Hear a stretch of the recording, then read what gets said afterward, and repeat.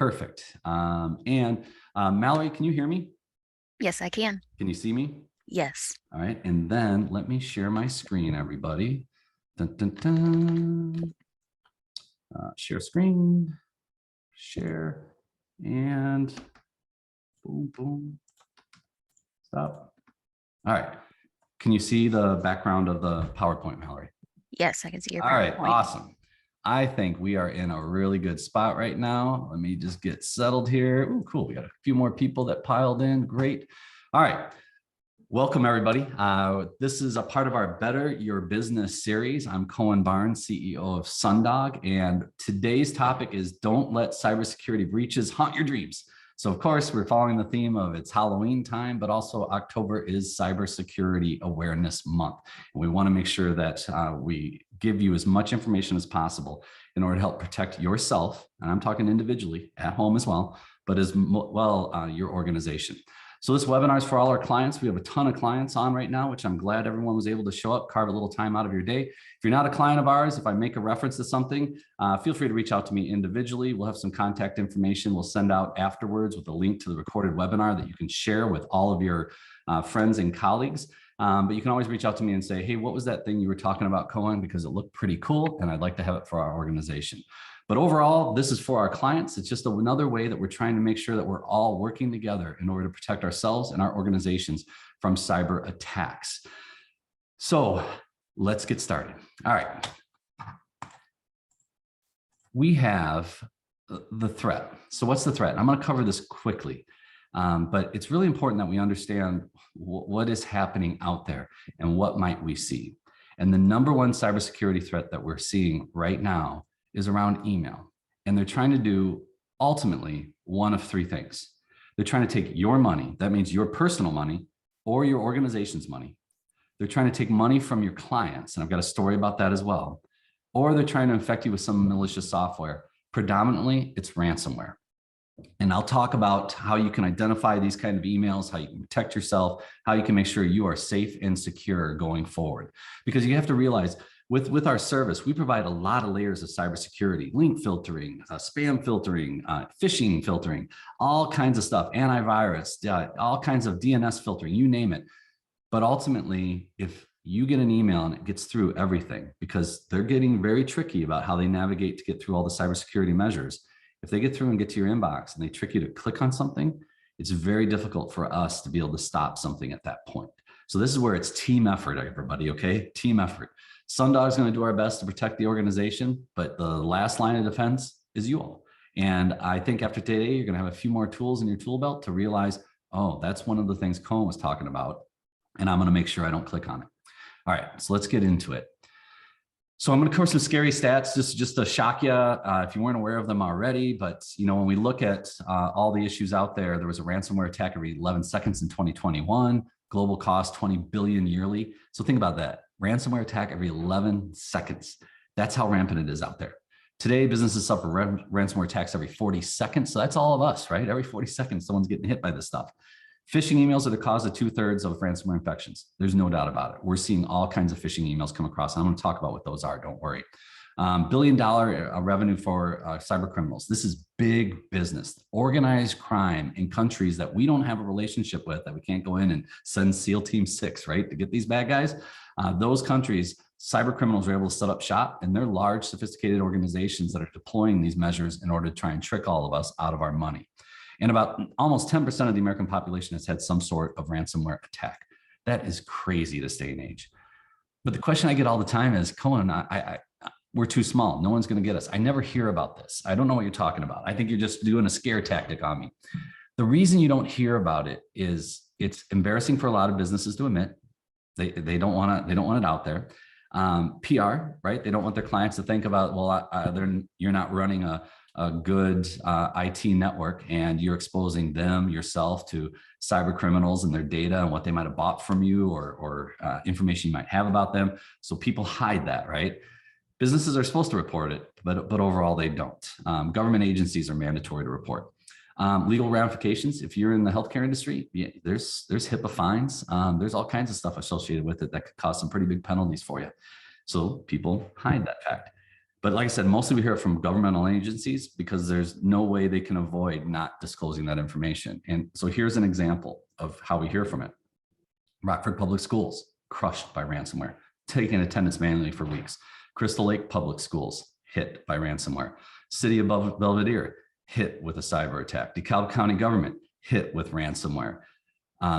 Sycamore School District 427, hit with ransomware.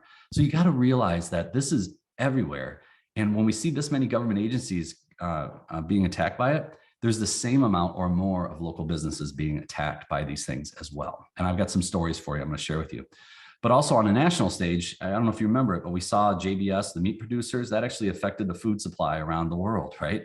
Colonial Pipeline, if you remember the East Coast, there were gas shortages everywhere. And this was all because of ransomware attacks that happened.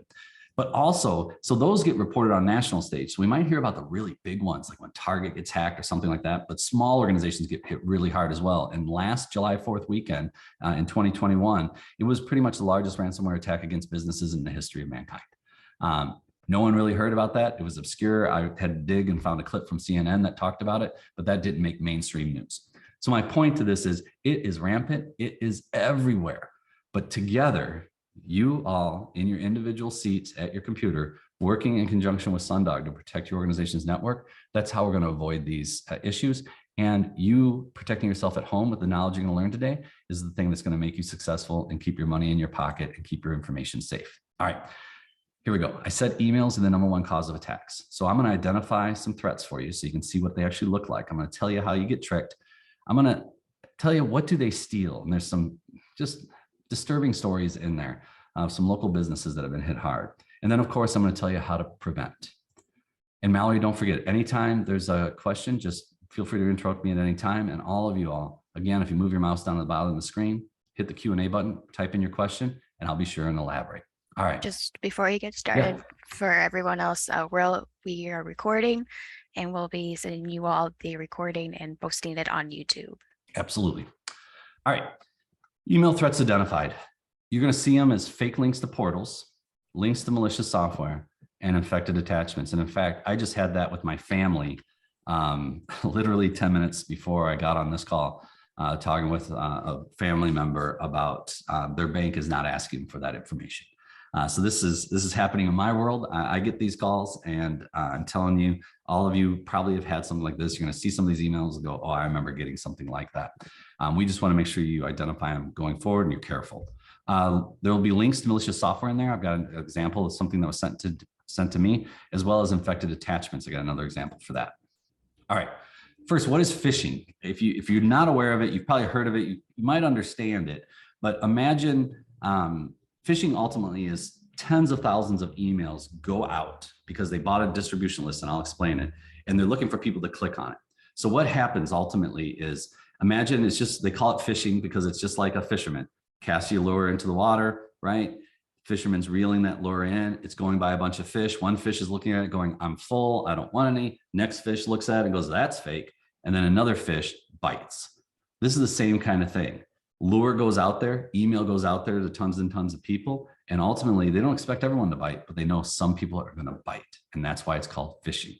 So we want to make sure that you're armed with the information you need to prevent clicking on one of these phishing attempts. So you're going to get fake links to financial information portals. This is a perfect example. I remember this one, and it was from Chase, and it said, hey, there's a problem with your account. You need to log in order to change your password. All right. If you clicked on the link, and this one here, this is what Chase's official mobile login portal looks like, right? But in the email, this was the link. So imagine, how would you ever know the difference? If you were on Chase all the time, you'd have no problem. You'd think, okay, yeah, this is perfect. This is Chase. There's a problem with my email. Let me log in and reset my information. I put in my username and password, doesn't work. Put in my username and password, doesn't work. Put it in again, doesn't work. You know what? I'm going to do it when I go home after work and get everything taken care of. Problem is, during that time, when you clicked on that email from the bank saying there's a problem with your account, change your password, you just gave the hackers your username and password. And that time it takes you to finally go and try it again is the time that they're going to start wiring money out of your account, whether it's your personal account or your organization's account.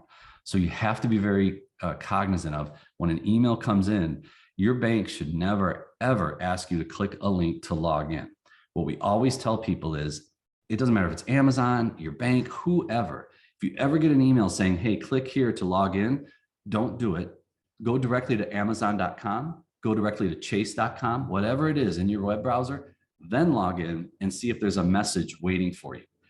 Because again, chances are if they're asking you to click and log in, that's probably a phishing email, and they're going to try and trick you into disclosing your username and password, bank account information, or downloading some malicious software. So stay heightened when you see these things and realize, nope, stop. I like to say, think before you click, and then go ahead, go directly to the website, log in directly, and then see if there's a message waiting for you.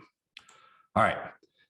You're going to get, so they call this social engineering, right? You are going to get emails from Amazon, especially around Christmas time. And a lot of times it's a problem with your package, or it could be eBay, it could be Etsy, it could be a million different online vendors. They're going to create emails. They're going to look like they're coming from the vendor, and they're going to prey upon your emotions, especially if they say there's a problem with your package. Well, at Christmas, we all ordered that Christmas present from Amazon, and we all know, oh my gosh, I need that present. Otherwise, my son, daughter, spouse is going to be upset. And you're just going to click because you're not going to think first. Your emotions are going to get the better of you. And what we want to do, again, is make you think before you click. In the case of Amazon, if they ever send you an email saying there's a problem, just go to Amazon.com, log in, and see if there's a problem. Again, like I said, go directly to the website. Don't click on the link. But one thing, and I'm going to cover this again, but I love this graphic here. One way you can tell is if you look up here, and you're going to see this in a minute too, but you see how it says accounts.mazon.com? They left the A out, and that's what they do. So they registered a domain name, mazon.com, and sent it out because quickly, when we all read it, it looked like accounts@amazon.com. Oh, this must be legit. Also, the link here says amazon.com, so you think it's legit, but this link, whatever you see here, is not the actual address you're going to. If you move your mouse, and you can see this graphic here, if you move your mouse and hover over it, but don't click, remember, think before you click. If you hover it over it, it's going to tell you exactly where that's going to. And if that doesn't say amazon.com, avoid it. This is a phishing email. And I'm going to show all of our clients here a reminder of when you see an email and you think it's phishing, how you can report it, right? So you can just click a button and move on about your way, delete the message, do whatever you want. But we need to be cognizant and look at the emails that we get and start thinking about, is this legit or not? All right. Another one, OneDrive. I get these all the time, and I'm a huge OneDrive user. Some people maybe Dropbox, DocuSign, Adobe. What they're going to do is they're going to create an email that looks like, hey, someone shared a document with you, or you need to sign a document if it's DocuSign. I almost got tricked because I was in the middle with our insurance company signing insurance renewals, and it was DocuSign, DocuSign, DocuSign. And an email came in from DocuSign and said, this document was shared with you. And I went to click on it and I stopped. And I'm like, wait, who's this from? And I realized it wasn't from my insurance company at all. But the fact I was in that mode and I was signing a bunch of stuff already, I almost clicked on that thing. Imagine if you're in OneDrive sharing documents with people, and it just so happens that email comes in saying, hey, someone just shared a document with you in OneDrive. You're going to click on it. Again, always pause, think before you click. And if you look here, if you hover your mouse over view document in OneDrive, it's going to tell you where it's going. And re.tc is not Microsoft.com.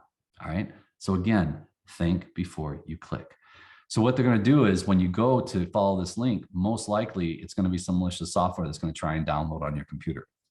Now, our clients, we have link filtering in there where when you click on it, if it's going to a known piece of server or a computer or a geography somewhere in the world that is distributing malicious software, we're going to stop that. But the problem is they pop up new ones all the time. So until they're identified, we are exposed. That's why, again, we rely on you all so much to be able to be cognizant about email and think about these things before you start clicking on them. All right. I love this infographic because it shows a bunch of ways. So again, imagine it's from Chase in this example, right? So from Chase, and this email came from accounts.securitybank@gmail.com. That's a dead giveaway, but I'm telling you, I see these all the time. But imagine your bank is never going to send from a Gmail account. And what's interesting is a lot of these people that create the phishing emails, they get sloppy sometimes because they figure you're not going to look, you're not going to pay attention, or you're just uninformed, which actually is a large percentage of users on the internet. So they might just have it from Gmail. You see that, you know instantly, I'm going to delete or I'm going to report it as phishing to Sundog. And I'm going to show you that right after this graphic here. There's also a sense of urgency. Usually if you get an email and there's like action required, your account has been compromised, there's a problem with your package, all those things are triggers for you to start and think, I'm going to pause, I'm going to look at this, and I'm going to see if this is actual or if it's fake. So that sense of urgency is a trigger for you to stop, think before you click, before you engage with that particular email. So remember that sense of urgency, bad. Also, a generic greeting, dear valued customer. Well, Amazon knows who you are. Your bank knows who you are. Everybody knows who you are. So they'll put dear Cohen, dear Amy, dear Bob. They won't put dear valued customer. Again, this is another way. It's another way to get your spidey senses tingling, right? It's a red flag on that particular email. Also look for spelling and grammar mistakes. So a lot of these emails come from people that live outside of the United States. They may speak English very well, but it's those nuances. It's that slang saying that doesn't necessarily fit. It's they use their THERE instead of THEIR. Look for those things in the email. Those are also red flags that this may not be a legitimate email. And again, here's securitybank.net. You hover over it, don't click, just hover over it. And here it says it's going to malware.com/hack.php, right? So if the address it's going to doesn't match the address that's there, that's a bad thing all around. And then also, if there's an attachment, if this day and age, if you're getting an attachment from someone you don't know, but then also someone you didn't expect to get an attachment from, I need you to pause, pick up the phone, or start a new email. But most likely it'd be best to pick up the phone and go, hey, did you send me something? All right, cool, you did. I'll go ahead and open it then. A lot of times you're gonna find out they didn't send it to you, and I'll explain that in just a second. So real quick, any questions out there on this before I move on? Sense of urgency. Okay, sense of urgency. Look at the email at the top, right? Grammar mistakes, make sure the link is good, and any attachment, avoid those like the plague. All right, but feel free to chime in if there is anything. Here's an example of an infected attachment. This came right from one of my vendors, and it was a PDF, and it turned out Phil, his email got compromised, and a hacker went into it and sent out an email to everyone in his sent items, all those addresses, with an attachment that actually had a virus within it. And since it came directly from Phil's inbox, I mean, why wouldn't I open it? It's directly from him. The email address was correct. Everything was correct. Except for me, I knew I wasn't expecting an attachment from him. There was no reason to do that at that time. And I was able to pause. I reached out to him, let him know, hey, you're compromised at this point. And later an email apology came out, which that's the last thing we all want to do from a reputation damage perspective. Last thing we want to do is send out an email to all of our clients. And there's probably liability concerns there. If someone clicked on it, got a virus and caused harm to their organization. So that's a big one. So let me pause real quick. I'm going to show you my Outlook because I want to show you some examples of some emails really quick. So these are live and in the wild. All right, let me go here. Perfect. This is a phishing email. Malicious website here. I'm not going to open this sucker, but this is an attachment. So it says here, I have a new fax from blah, blah, blah. And it's got the Microsoft logo, new fax message. In theory, this would seem straight up legit, except again, who gets faxes this day and age? I know there's some of you out there that, yes, we still get faxes, Cohen. But ultimately, that's becoming rarer and rarer. And a Microsoft fax? Why would I get a Microsoft fax? There is some reasoning behind that, but it's getting more and more suspicious. And when you look up at the top here, you see info@luna360.com. I don't know who that is. No idea in the world. So why in the world would I click on this attachment, which is a website essentially, that's probably going to try and ask me more stuff. I didn't even open it. I don't know what it's like. But for our clients, when you get an email like this and you're suspicious about it, but you're not sure, one thing I don't want you to do is email it to someone else you know in the organization and go, hey, is this one of those emails Cohen's talking about? Don't do that, because we've seen that in the past where a malicious email actually gets forwarded around an organization as everyone's trying to determine if it's a phishing email or not. Well, that means it's just in front of a bunch of people that it didn't need to be. So all of our clients, in the upper right-hand corner, you have a button that says report phishing, little red button. If you don't, you can let us know, because you're going to see this at the very upper right-hand corner. I'm part of a test group of new features in Outlook. I've had it by having this set to on in Microsoft Outlook. Sometimes this button goes away. So I just turn it off, turn it back on, and it's back. But just let us know if that button is not there. But all we have to do is click on report phishing, and you're going to see it's going to go reported successfully. So what that did is that created a ticket on our end. One of our engineers is going to look at it, identify it as a phishing email. They're going to click a button, and it's going to get deleted out of your inbox, any inbox in your organization, and any inbox across the thousands of end users that we have out there on Microsoft 365. So it's really cool. Not only is there artificial intelligence to this program trying to stop those emails coming in, but when they do, we have thousands of end users that are looking and identifying emails. So that's where team effort, like we said, right? It's all of us working together that are identifying these phishing emails to reduce them as much as possible. So we also, I see a couple questions. Okay. Yeah, exactly. Someone just sent an example of an email that's definitely a phishing email. So here's one. This is just spam. And just so all of you know, so Microsoft 365 does a pretty good job detecting spam and moving it to your junk mail folder. But we also have another service that you can subscribe to that allows you at the very bottom, you can see here to click here to report this as spam. One click button, report it as spam. Awesome. You won't ever get it again. And then every day you get an email of everything that was quarantined, and you can release them, you can approve them. But it's a really cool feature that you're going to hear more and more from our account managers, just in case in your organization, for some reason, you're getting an inordinate amount of spam and Microsoft 365 is not taking care of you. But here's another one. We got a quick question here. We have, what happens if we were wrong and it was a legit email? Yeah, that's great. So one of two things. One, our engineer could look at it and realize it's not a phishing email, and they'll actually click a button and you'll be notified that it was reported incorrectly. But just in case we see it and go, okay, kind of looks like phishing, we'll go ahead and do that. Just email us and say, hey, this email from this user, can you unlist them? Can you whitelist them because I made a mistake? And we'll go ahead and do that for you. So it's super easy for you to get that changed. So don't worry if you click something and then you realize it was a mistake, we can undo that mistake, no problem whatsoever. So I think this is one that someone just sent me. Yep, exactly. So this is a mailbox that got compromised. This person, I know him, and it says, hi, hope all is well. Now, this is perfect, right? Hi who? Anyone would write, hi Cohen. I just wanted to make sure you got this email. I'm unavailable on the phone, exclamation point, preying on our emotions, right? Oh, Jim's busy. Can I ask for a quick favor from you? So I'm going to reply to this, but what's important to know is this email address is valid.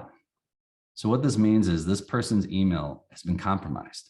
That means a hacker is in that email right now responding to people. So this is one of those, again, even though it came directly from this person's inbox, just like that one that I told you about with the attachment from one of our vendors, always think before you click, always think before you respond. This would be a perfect opportunity to pick up, call the person and say, hey, I got this email, was it you? And in this case, they're definitely going to say no. So you can report phishing on this one, but I would also reach out directly to the individual and let them know that, hey, there's a potential problem with your account. Again, team effort, all of us working together to make this happen. We got one more question. Yeah. They're saying that they're not using their Outlook on desktop, not in 365, and they don't see the report as phishing or report as spam in Outlook in the desktop version. Do they need to go through blocking and then into reflection? This is their valid email. So multiple things there. One, reflection, we're going to be switching to Proofpoint. It's just another anti-spam software, so that's coming. But yeah, you can go ahead and block it directly in reflection itself. What I'm hearing is you're saying if you go online and log into the Microsoft web portal for Outlook, you're not seeing the report phishing there. Mallory, can you take a note on that? Let me find that out, because the report phishing button should be there, as well as on the mobile app. If you're using Microsoft Outlook, on the emails, you're going to see an ellipsis, 3 dots at the top. When you click on that, the red button report phishing is there as well. So it should be showing up in everything. Now, again, Microsoft's always updating, changing, making modifications, and sometimes something works and then it doesn't for a while. But I'll definitely make sure that we check on that to see if there's an issue there that we can resolve for you. All right. What do they steal? Like, why are they doing this, right? Except to cause us all a bunch of aggravation and grief. Well, as I said, they're after your money. That's the biggest one. And there's three main things that we're seeing out there. This is an overwhelming amount of all the cyber attacks. This is how they happen. So one, email gets hacked, right? So a hacker uses your email to send malicious emails. That was that attachment that I said from our vendor, or the one you just saw as well. So that the hacker is sending it out to everyone in your sent items. We don't want that, because what if we infected one of our customers? Is there liability there if it caused severe damage to them because we didn't have our security in place, right? You can almost imagine the court case there and the attorneys getting involved and the insurance companies getting involved. So we absolutely 100% do not want to have our email hacked and have them use that as a way of sending out to everyone in our contacts or our sent items. But there's another one that's coming up more and more. And this one is the one that freaks me out probably the most. And just like that email I was showing you where the person's email got compromised and the hacker is in there active, we had a company reach out to us that had been compromised and they wanted to know what happened. So it's actually kind of cool forensic sleuthing and looking at the breadcrumbs of what transpired. But this is what happened. So the office manager's username and password got compromised. How does it get compromised, you say? So you've heard about Target getting hacked or LinkedIn getting hacked or anyone getting hacked, Experian, you name it. What that means is someone got into their systems and grabbed all the username and passwords for as many accounts as they could. Let's just say 10,000 from Target. They take those 10,000 username and passwords. They go on to what's called affectionately the dark web. And what it is, it's like a black market eBay. And the hacker will put it out there and say, I have 10,000 username and passwords. How much will you pay me for them? People will bid on them, or they'll just transact, because it could be, I need, $50,000 for the whole 10,000. And they'll pay with Bitcoin. This is how Bitcoin got really popular, because it's completely anonymous financial transactions. But the hacker will buy those 10,000 username and passwords. And then what the hacker will do is it'll put them in a piece of software.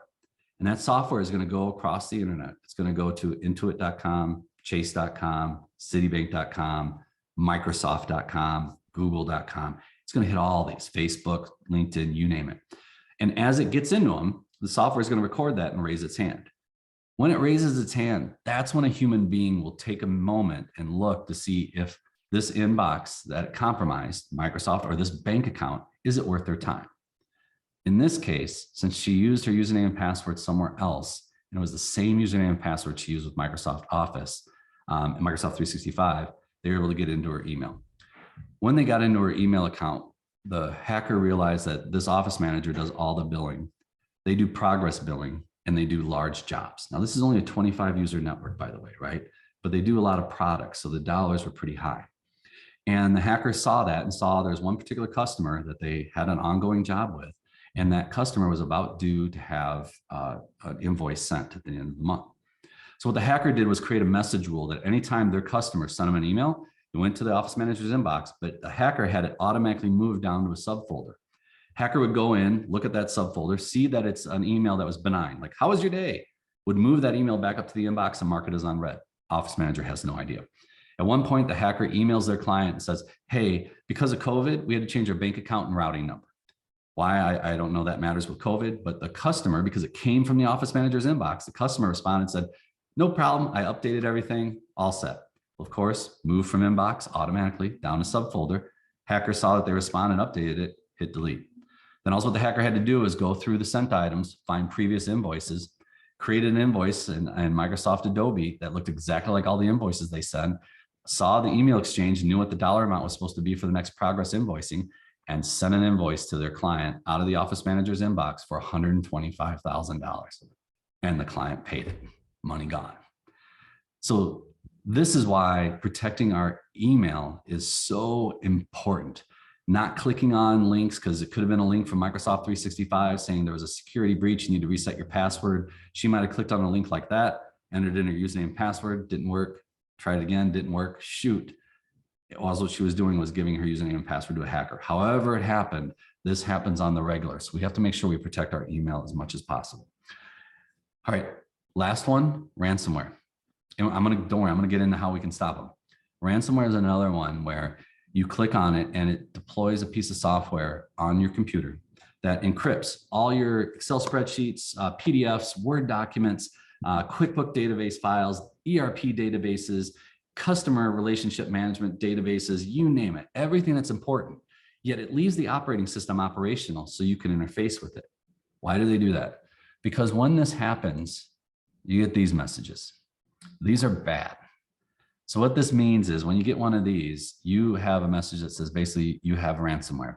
And not only did it do that on your computer, but then it started reaching out to see what else you have access to. Even some online portals, what do you have access to?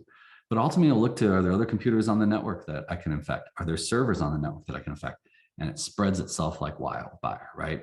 And the only way to get your data back, there's two ways: restore from backup. If you're a client of ours, we've got good backups, protected from ransomware. But also it's to pay them. And that's the last thing in the world we ever want to do is pay these guys, because all what they're doing is they're reinvesting in themselves. They're creating the next version of ransomware. They're doing all these things, right? They're making themselves better with every dollar US businesses pay these hackers, and they're expanding and getting more and more sophisticated. So we do not want to pay them. We just want to restore from backup. But this is a nightmare scenario. With our service, nothing is 100% out there. That's why we're having this conversation about working as a team, right? Nothing is 100%. But with our service, we go to great lengths to try and make sure that this doesn't happen. But that's where we all need to be doing our part to protect ourselves. But this comes in via email. Someone didn't think before they clicked, and now the network is infected. So let's talk about, Cohen, how do we just stop all this stuff? That's what we attended the webinar for. I want some tools to be able to go back and make sure we're protected. So there's a few things. All right, that does not work. I love this graphic. Some of you have seen it before. I love this graphic. I know people like this, but no, tinfoil suit, not a good idea. That doesn't work either. Burying your head in the sand may have worked for you for something else, but it's not going to work for you when it comes to this. We need to be active participants in security. So these are the 5 biggest things. 1, I talked about, think before you click. Who is sending you the email and why is there attachment? Who is sending you the email? And like that other one, why are they telling me they can't get a hold of me? I can't get a hold of my phone. So reply to the email. Why? That makes no sense with no information whatsoever, right? All of that is think before you click reply, think before you click on a link, just think before you click. And it goes back to log directly into a website, pick up the phone and call someone, do those things to make sure. The other is layered security. So being a client of ours, we have layer after layer after layer after layer in there. So we're doing everything we can to protect you. And the report phishing button is a big, important button to make sure that you're aware of. But we're doing everything we can, and we're always looking at more layers. Like I said, we've just got a new anti-spam software that we're going to be offering and deploying out there. But this is key, and I'm really glad those of you that signed up with us. This is how we're going to help take care of you. But again, we need your help. So these last 3 are probably the most important when it really comes down to it. You know, we all have, like I mentioned, that office manager that used the same username and password. Well, I know all of you out there are using the same username and password for more than one account. I know it. And I get it, because having a complex password for a bunch of different online accounts, it'd be impossible to remember. You'd have them in a book in your purse or a book in your wallet or whatever. And that's not good either. So they have what's called password managers out there. We are reselling now a password manager called LastPass. Very popular one out there, very cool. Ask your account manager, Rich or Dave, but ask them about LastPass, and we can tell you about how we can get it set up on your network, train your users, things like that. But what that does is you only need to know one complex password, one sophisticated one. And every time you go to log into Chase or log into your computer or log into anything, you enter in your one master password, and then it autofills your username and a unique password for every one of your online accounts. Super awesome, super sophisticated, can't say enough about it. The other is 2-factor authentication. So if you're a client of ours, you've heard us talk about this and we've been pushing it. At some point, it's just gonna be mandatory. I know 2-factor can be irritating. I would go to log into my email and it wants a code and blah, blah, blah. I'm telling you, you need to do it. If you're not doing it, do it now. as soon as we're done with this webinar, pick up the phone, call us, say, hey, I want to enable two-factor authentication on all my accounts, because that is probably the number one thing that could prevent all these issues that I'm talking about right now. That office manager with her username and password compromised, without two-factor, without her cell phone, the hacker wouldn't be able to get in, because when they logged in, username and password, you need a 6-digit code that was texted to you on your cell phone to be able to finish the authentication. Something as simple as that, and it's free. You're already paying for the technology. So please, please, please implement two-factor authentication. And what's important is you can do this on all your bank accounts, all your social media accounts, Twitter, Facebook, all those things. Because again, it's your online presence. Your account may have access to your organization's social media account. And we want to make sure we just protect all of that, so your reputation doesn't get damaged, or people don't trick your friends, followers, and stuff like that into doing something that's malicious that they want them to do. So two-factor authentication, all bank accounts, all credit cards, right? All email accounts, all social media accounts, everywhere you go, everyone has two-factor authentication enabled. And the last one, this you're probably going to be hearing about more and more in our account manager technology business reviews, but just letting people, just remembering checks and balances. And what I mean by that is we're seeing a rampant amount of people get an email, and it's an email from their boss saying, I need you to do something right away. I'm not available by phone. I need you to go to Walmart, buy a bunch of gift cards for Amazon. As soon as you get back, I want $2,000 worth of them, scratch them off and send me the codes and we're good. And people are going to Walmart, they're going to Lowe's, they're going wherever, and they're buying these cards and they're coming back, and there's thousands of dollars being lost. So whether it's you need gift cards, whether it's you need a check cut, whether it's you need money wired, whatever it may be, if there's a financial component to something that needs to happen, you need to have in your organization a process where there has to be a second form of authentication. So if the boss emails someone, that person knows and they're authorized, I won't do anything until I talk to so-and-so or until I call boss directly. Have something else in place. Have a human element to the process of money being wired, being checks cut, or again, items being purchased. So checks and balances, super important. Put a human element into all of this. And if we're doing the think before you click, layered security, password manager, two-factor authentication, checks and balances, with our service, we're doing a bunch of these already, you're in a much better spot to protect yourself personally, as well as to protect yourself online. Any Q&A out there, Mallory? We just had, related to the last question that we had, it was Outlook on their desktop. Yeah. Yeah, so if you don't have the report phishing button on your desktop in Outlook, can you please send an email to service@sundogit.com and let us know that. And we'll find out why in your Outlook that has not shown up. And it might be as simple as the new feature updates that I told you about, where we just have to turn that off, turn it back on, and we'll get that right back for you. But you should have that on your Outlook desktop. All right, not bad, 11:40, went a little bit over, but I hope you all got a bunch of information. I hope you feel better armed to protect yourself personally and your organization. And if you ever have an idea of a topic that you would like to cover in these webinars, we're open to them all. We can do Teams training, Outlook training, as well as other cybersecurity measures, but ultimately because it's Cybersecurity Awareness Month, hopefully you are more aware at this time. So that's it. My name is Cohen again, CEO of Sundog. This is part of our Better Your Business series. You can find a whole slew of tech tips and other Better Your Business webinars on our YouTube channel that in the recording that we're going to send out here in a little bit, we'll have links to our YouTube channel where you can find more information to learn more for yourself, but also videos you can send out to your team in order to make them more productive and more secure. All right. Thanks for joining us, everybody. Have a great day. Mm-hmm.